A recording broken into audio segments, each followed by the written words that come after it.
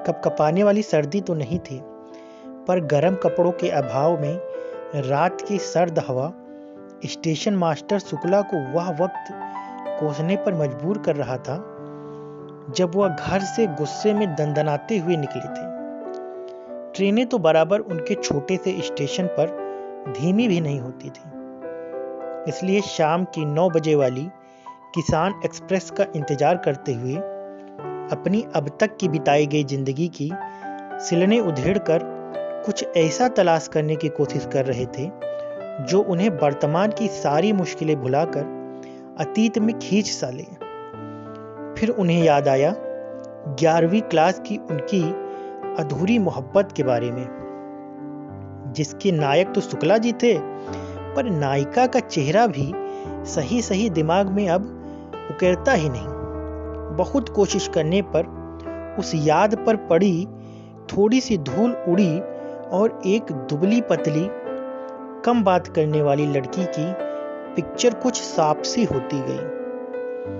कैसे वह दोनों बिना कोई बात किए आंखों से एक दूसरे को टटोलने की कोशिश किया करते थे और अंत में मुस्कुराहट से काम चलने लगा और मासूम से शुक्ला जी की जिंदगी किसी फिल्मी पिक्चर के हीरो की तरह हो गई।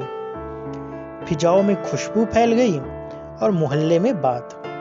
सब अच्छा चल रहा था, पर इतना अच्छा भी नहीं, क्योंकि प्यार अब भी अनकहा ही था। किसी ने कुछ स्वीकार नहीं किया और किशोरपन का जीवन सामान्य जीवन काल की अपेक्षा से तेजी से भाग रहा था। पर बिना बातचीत के तो इंसानी संबंधों की कल्पना करना बहुत मुश्किल है, और शुक्ला जी और उनकी हीरोइन दोनों ही पहला कदम बढ़ाने की हिम्मत बांध नहीं पाए।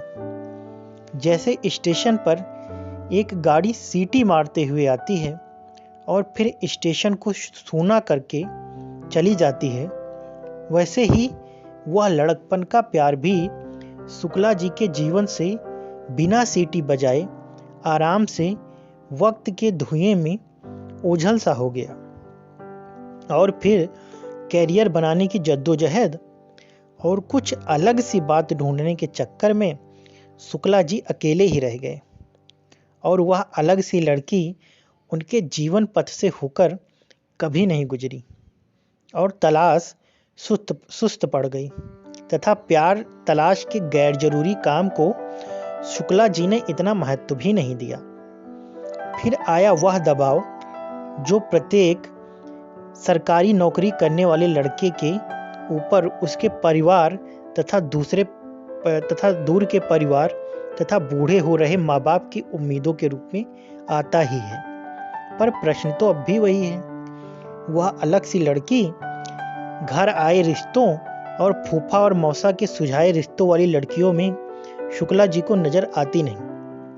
और शुक्ला जी अभी कुछ दिन पहले तक सारे दबाव को झेलने को तैयार परिवार के सामने पहाड़ जैसा अडिग इरादा लिए खड़े थे।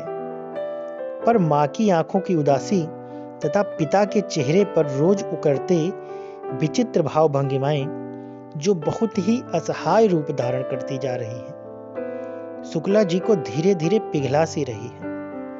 आज इन्हीं सब बातों पर बहस करके बिना खाना खाए घर से गुस्से में निकले थे। किसान एक्सप्रेस आई तो सही, पर 40 मिनट देरी से बिरान से स्टेशन पर धीमी हुई और शुक्ला जी ने लाइन क्लियर की सूचना दी तथा अब अपने जीवन में भी लाइन क्लियर करने का इरादा बनाया और उस अलग सी लड़की की तलाश फिलहाल बंद करने की सोची। गाड़ी स्टेशन से निकलते हुए गाड़ी की सीटी शांत होने के साथ ही कोई आवाज स्पष्ट होती जा रही थी और उन्होंने सुना, एक्सक्यूज मी, क्या आप मुझे स्टेशन का एग्जिट दिखा सकते हैं?